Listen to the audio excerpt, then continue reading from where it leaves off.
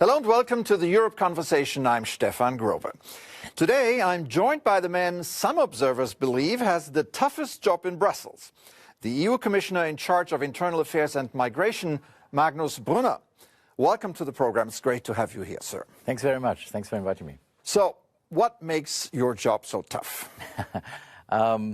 Well, probably, tough. Some people have also tough jobs, of course, but no, but it's really a topic, of course, which goes to the heart of the people. And that's why it also goes to the heart of the governments in all 27 member states. And that's why it is a topic where we have to find solutions also, where we have to deliver in order to restore trust also to the people in Europe, between the member states on the one hand, but towards the citizens as well. So, yeah, there are other tough jobs as well, but the topic is, of course, quite challenging. So getting the new EU pact on asylum and migration over the line until next summer is your most important task right now. Why should we all believe that this is better than all the other initiatives over the past 10 years? Yeah, it's the first time that the member states agreed on something, on a basis. The pact is a good basis. It's not perfect, of course not. There were some missing pieces as well. But I always say it's better to have 70% than 0%. And that's why we have to get the pact implemented. That is really important. That is key. The member states are on track. There are some challenges, of course, until June 2026, but we are on track. And it's important to implement the missing pieces, like return regulation, like safe third country, safe country of origin. That is also important. That's what we presented as well. But implementing the pact is key. The member states have agreed on that, and it's a very good basis. And after that, of course, we have to further develop the whole policy. You mentioned the return mechanism. There is the controversial idea of return hubs. So the idea to send individuals who have no right to stay in the EU to a third country. Where are we on this? Who should negotiate here and who should be the partner on the other side? And I know that Germany and Greece are now talking to countries in Africa, for example. Well, our role here as a Commission is to pave the way, to have the right legislative framework also, and that is what the return regulation is about. We presented that quite quickly, actually, in the first 100 days. And now it's in the Parliament and in the Council, and for the Parliament and the Council to have an agreement at the end of the day. But it is important because we have the situation that only 1 out of 5 people who are illegally in the European Union are actually being returned, which is not acceptable, I would say, and which the people in Europe don't accept, which I totally understand. That's why we have why we need new rules. That's why the regulation is really important. And yes, there are possibilities for the member states to look into new solutions, new innovative solutions. And return hubs is one of it. So paving the way, making the framework and making it possible for the member states to look into possibilities like return hubs is key, and that's what we did with the return regulation. But you don't want the EU Commission to negotiate on behalf of all the member states? No, right? We can support them, of course, when it comes to agreements with third countries, where we put migration also on the table. This migration diplomacy, I think, is key. But, of course, when it comes to concrete agreements, then it's for the member states to negotiate that. They have to send us the agreement beforehand so that we make sure that all the legislations are met and all the functions are met. That is important, the safeguards which are there, but it's for the member states to discuss. What is good, I think, and what makes me optimistic, that some member states work together there and try to find common solutions, which is good, and we support that as a Commission. So under the new rules, EU countries must distribute among themselves at least 30,000 asylum seekers per year or pay money, make a financial contribution. What happens if all countries opt for that second option? Well, we'll see. I mean, we just delivered the solidarity cycle, the mechanism, just 2 weeks ago. Where we define which member state is under which pressure. All member states have different challenges. All are sort of under pressure, but of course in different ways. Frontline member states have a different challenge than member states with secondary migration, for instance. So we try to, and we have clear rules on that in the pact. It's a clear mechanism, and that's what we presented 2 weeks ago to the member states, to the council, and now it's the council to decide also. And that's to your question. It's then negotiations between the member states also, in which direction they are going, but for the council then to decide, hopefully in December already on the solidarity circle. I mean, the question was, of course, a little provocative. Not every country will do that, but we have two countries, Poland and Hungary, who have already said, we're not taking any asylum seekers, we're not paying any money.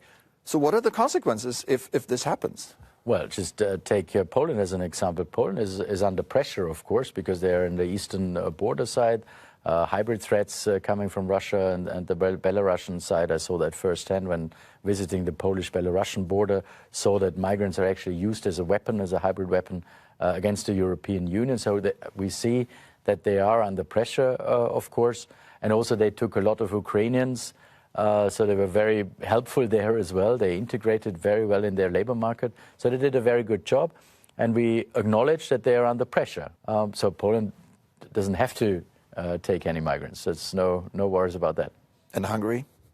Well, Hungary is a different topic, because Hungary decided or told us not to take part in the pact implementation, but then they don't benefit on the other side. So either you take part, then you benefit from the solidarity if you are under pressure, and as I said before, it's not perfect, but Hungary could also benefit from the pact, and the whole European Union benefits from the pact, because we have better external border protection, we have safer borders, we have asylum procedures at the borders already.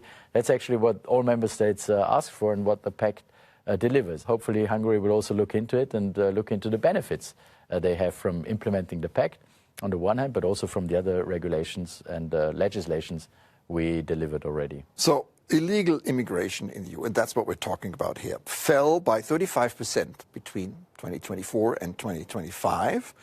And there has been a 95% decline on the Western Balkan route alone. And according to the Austrian government, for example, illegal migration is currently hovering at around 0%. What has led to these numbers? Is irregular migration still an emergency? It is still, of course, yes. Numbers are going down. That's good. That makes us optimistic also. You mentioned the numbers, 35% in January in the last year. That is even before the new pact is being implemented. Yes, but we send signals already, and we have agreements and agreements with third countries as well, and that's exactly the point. On the one hand, it's the stability, of course, in countries like Syria, for instance. That helps, of course, that helps.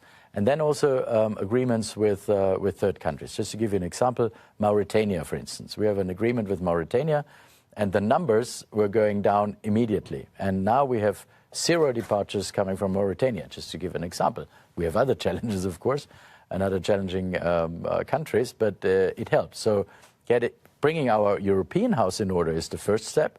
That's what we have to do with implementing the pact, with the return regulation, with safe country and others.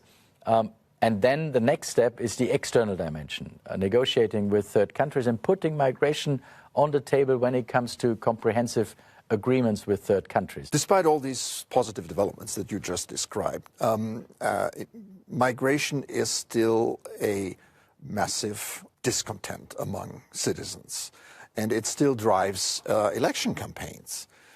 How do you explain that? Has migration policy become a political punching bag? Well, you can see, and what you mentioned is of course completely correct, that it's at the heart of everyone. It's a topic where everyone is of course worried about also, which I totally understand, because 10 years ago the European Union and Europe altogether took a lot of responsibility when we had the crisis in Syria. A lot of responsibility, but we didn't have any rules. We didn't have a system. We didn't have control over what is happening in the European Union. And now with this pact, with the new legislation altogether, we try to get control back. And what your question is, in the direction your question was going, we need the trust of the people back. And with having control, with having rules, with having a system, we try to get the trust of the people back between the member states also, but also to the people in Europe and to the citizens in Europe. Well, same with Schengen, right? Whenever there were some migration issues, some countries closed the borders immediately. Is that trust building as well? Is that the way forward here? If Schengen becomes a thing you can pick whenever you want? No, of course, Schengen has to work, and I think Schengen is one of the best examples how Europe can work, the best achievements we have in Europe, and it has to work. What can we do to make it work again is exactly implementing the pact, because in the pact we have the protection of our external borders. That is key to get rid of the internal border controls, and that's what the member states know. Of course, there was pressure in the last years, so I totally understand that some member states had to take measures there as well with internal border controls. But our aim altogether is, of course, to get rid of these internal border controls to make Schengen work, and Schengen is something which, of course, has to be developed all the time. We have to keep Schengen going and growing also. And it's still very, I would say, very interesting also for new participants of the Schengen area. Like we had Romania and Bulgaria just joining. We had Croatia joining. So a lot of member states want to join the Schengen area, which is great, which is a good sign, because it's about free movement. It's about better economic growth also. And but we have to make sure that we protect our external borders, and that's what the pact is all about.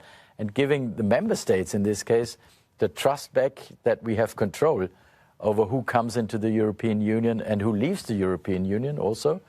And just to mention one thing on the pact, because that's also very important, our entry-exit system.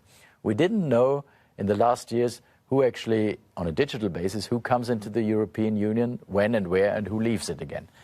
And now with the entry-exit system, which we just introduced and started 5 weeks ago, where we already have more than 8 million registrations in the first 5 weeks, which is a good sign. So for the first time, we know who actually comes into the European Union, when and where, and then who leaves the European Union again, when and where.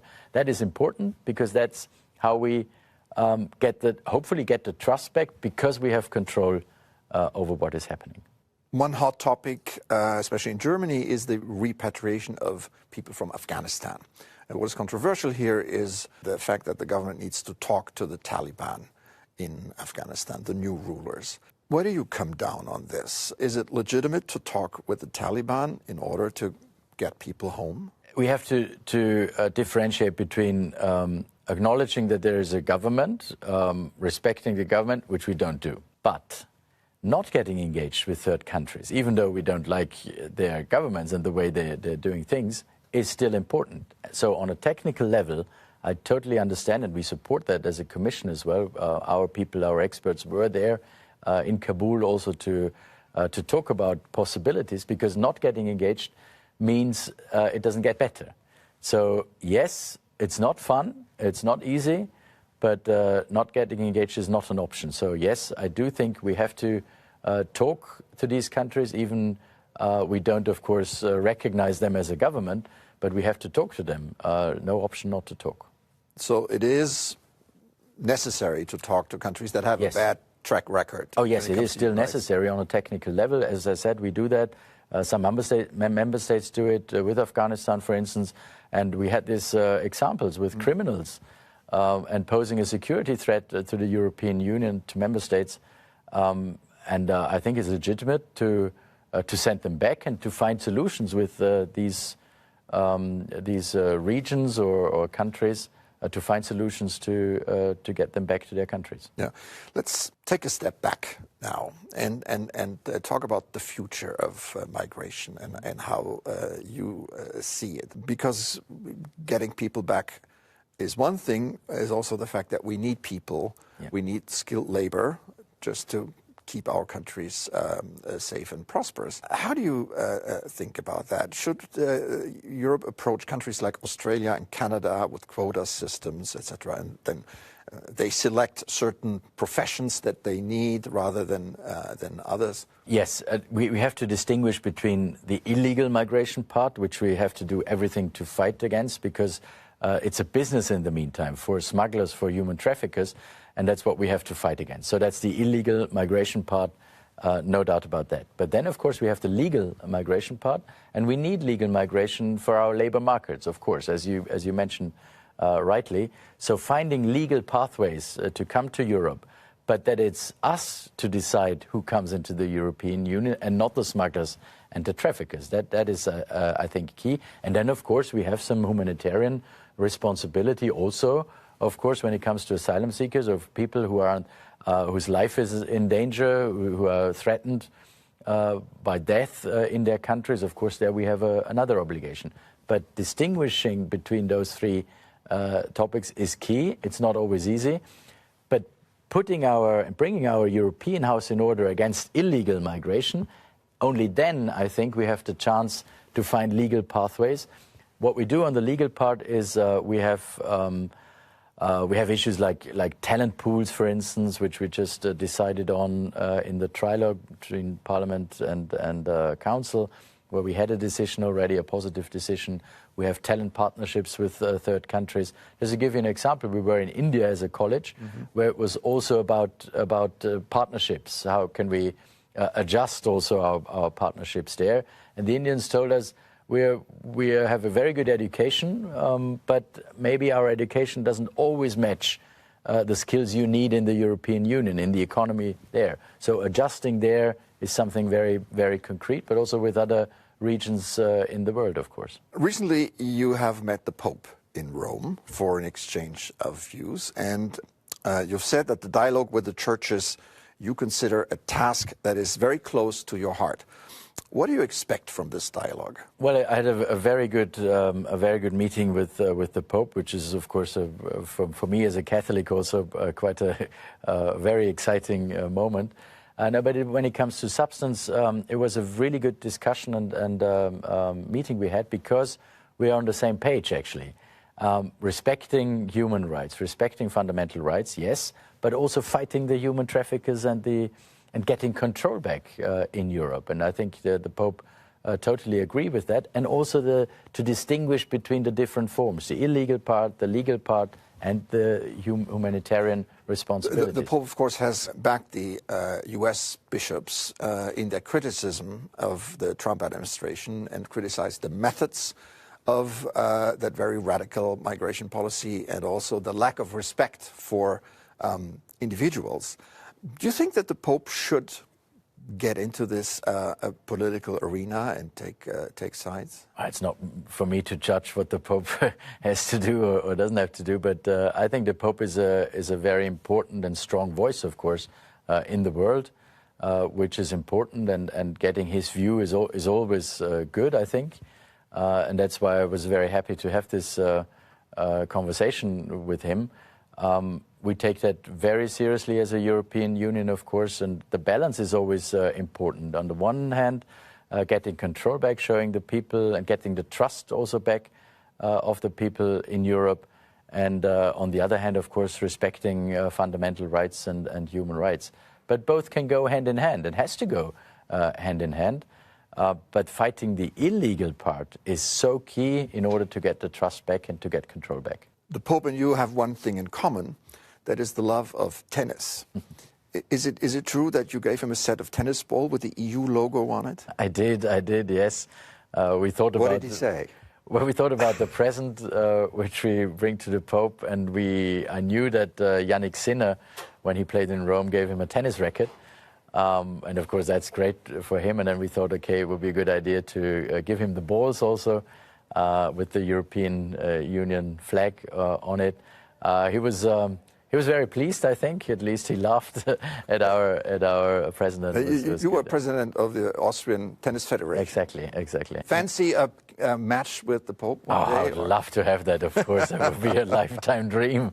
Of course, that would be great. No, but I'm not sure whether that's possible. But when you get that, you'll be back on the show again. Yeah, we'll see what the outcome is. But yes, I'm an incredibly keen tennis player, at least, and I used to be president of the Austrian Tennis Federation, and my whole family is a completely keen tennis family. All right, Magnus Brunner, EU Commissioner for Internal Affairs and Migration. Thank you so much for a great Europe conversation. Thank you very much.